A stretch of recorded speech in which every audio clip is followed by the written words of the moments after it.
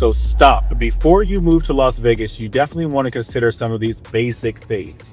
In today's video, we're going to talk to you about some of the basic everyday living in Las Vegas, from allergies to bugs to registering your car to cacti pollen to monsoon season and all those kind of great things. So before you decide to move out here to the Las Vegas area, make sure, of course, you reach out to us so that we can be of service. But as we always like to say on our channel, let the show begin, because we're getting after it right now.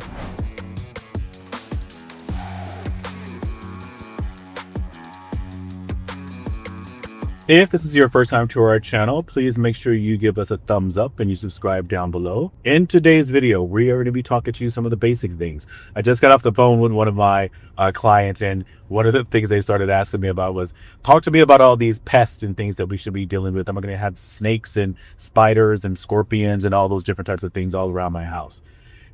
Yes, we are in the desert.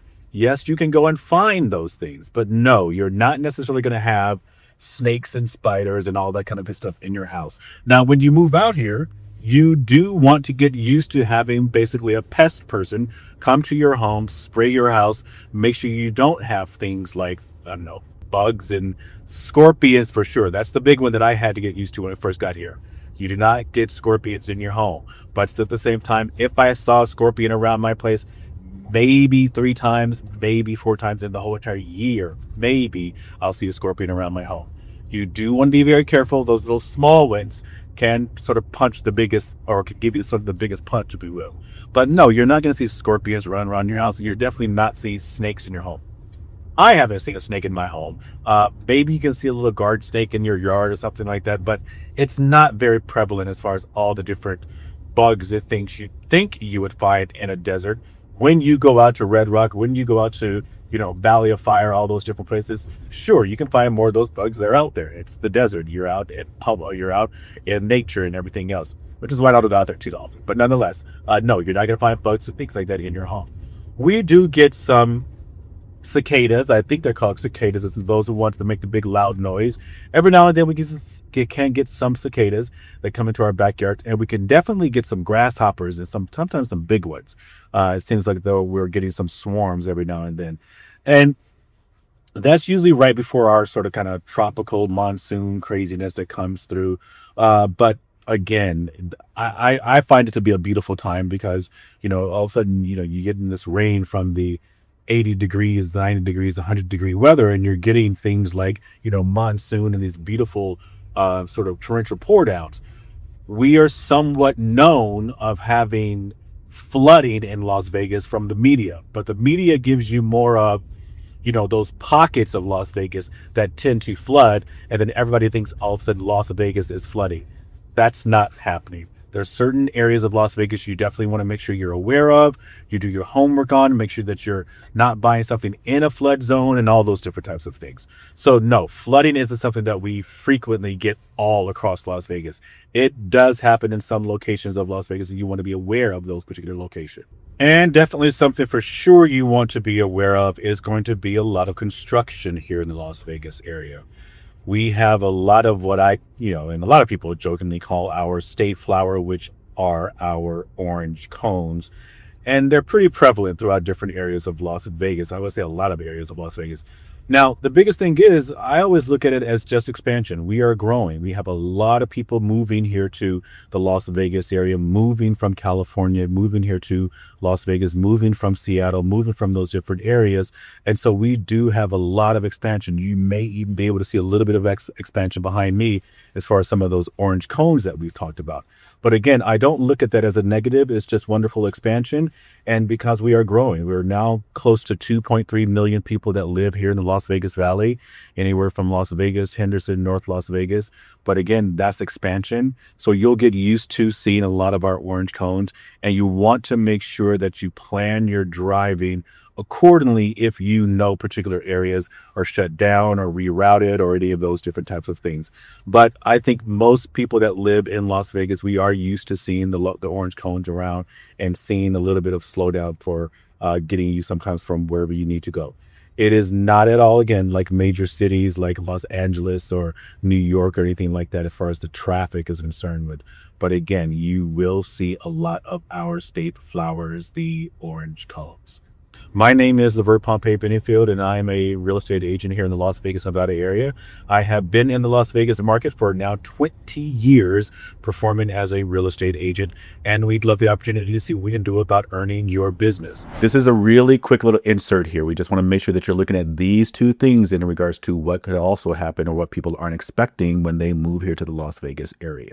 Okay, so I want to jump into this really quickly because this happened this weekend. So one thing that a lot of people don't really expect sometimes here in the Las Vegas area is our winds. It's actually affected our EDC this weekend, and they canceled the whole entire event. So those poor folks out there, they had these winds that were just ridiculous. And that was just for Sunday, not the whole weekend. And with these winds that we get sometimes, this is right before sometimes we go into our monsoon season and all that kind of great stuff. Definitely something people just don't realize or expect here sometimes in the Las Vegas area. But also with the winds, the craziness that's going around in that sense, we get those allergies. So some people do really want to check with their doctors and all that kind of good stuff and make sure you're looking at what kind of allergy seasons we have and checking those things out before you make your move here to the Las Vegas Henderson area. So definitely something to really make sure you look at. The winds and allergy season for sure. Okay, so really quickly, I had to let the wind die down a little bit in order for us to get outside and continue this. So moving on to the next thing. In regards to something else you want to make sure you're aware of before you move to Las Vegas is going to be the registration of your car. When I moved to Las Vegas and I had to register my car, first time I came here, I lived closer to the Strip. Second time I came here, I moved a little further out towards Summerlin. Vince and I had lived out in the Summerlin area. What I registered my car for when I was closer to the Strip in regards to insurance and everything else was a little bit different, as well as the amount that I paid for that registration. The newer also that your car is and the more expensive your car is, sometimes that is also going to be a higher number that you'll have in regards to registration. So that's something you'll definitely want to look into in regards to when you look into the registration of your car, what it is going to cost you. One of the big shocks or surprises that I had when I first came here. Now I'm used to it now. So, and at the same time, you have to pay for it annually. That's the big thing too. You don't pay for it like, once every 3, 4, 5 years. You pay for registration every year. Yes, the value of your car may go down if you have your car for a while, so your registration will go down as far as that number is concerned with.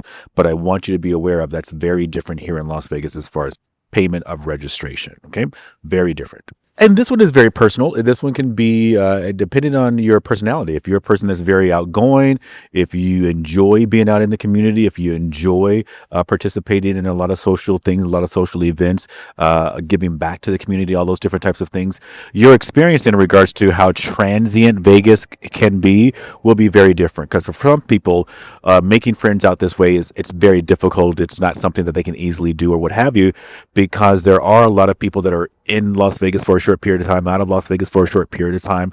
But at the same time, you yourself, I strongly believe I had to become much more social in order for me to start interacting and befriending a lot of people. But truthfully, when some of my friends did live here, or when they were living here, a lot of them did move on from Las Vegas. So it felt very transient. It felt like friends were coming and going faster than most places, in all honesty, in most cities that I've ever lived in. So there is a transientness. I'm not sure if that's even close to a word, but nonetheless, there is some of that energy where people are here for a short period of time and they leave. That kind of energy is with Las Vegas sometimes. Now, I've had friends here as well that have been here for decades. So there's also that side of things. So, but again, they're completely dependent upon how you are.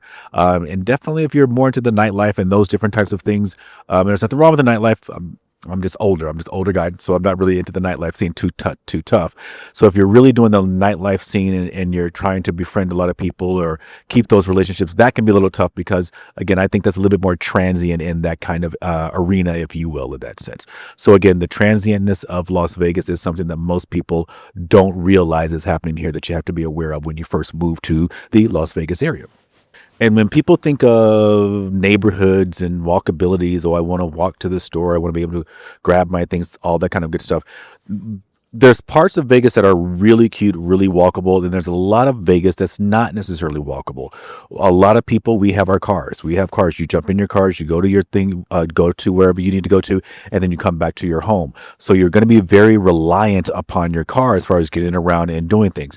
Again, there are neighborhoods that have beautiful trails. We have so many trails throughout Las Vegas Valley, all over, a lot of trails. Yet at the same time, be very clear that the walkable neighborhoods, sure, if you're in a gated communities, all those different types of things.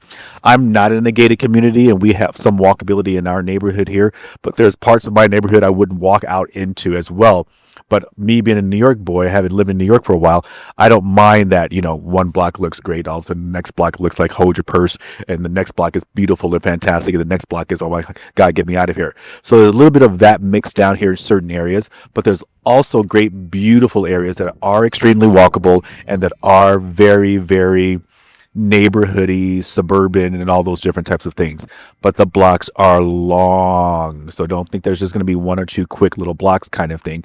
It is going to be, again, a little bit more heavier and reliant upon the cars. But at the same time, if you're loving trails and things like that, you will have an abundant amount of trails and things like that in order for you to be able to get out and enjoy Las Vegas. And then the last thing, this is definitely going to be for those folks that have children, are going to be our schools. Now, we don't have a great reputation in regards to having some of the best schools in the world here. We just do not. However, on the flip side of that, we do have fantastic charter schools. Definitely some of our public schools are fantastic, and we just have some of the top-notch private schools that are here as well. So yes, of course, if you can afford those things, if you can afford more of those charter schools, you can afford the private schools, schools will not be an issue. We've seen plenty of people move here and find out exactly what their kids are into and be able to find them some great schools. But again, we are not known for our school. We're getting better. We're definitely getting much better. But at the same time, Las Vegas is not necessarily known for our schools. So we hope those things have been helpful for you and answered a few things in regards to some of the more frequent questions I get from a lot of my clients that are moving here to Las Vegas, buying properties here.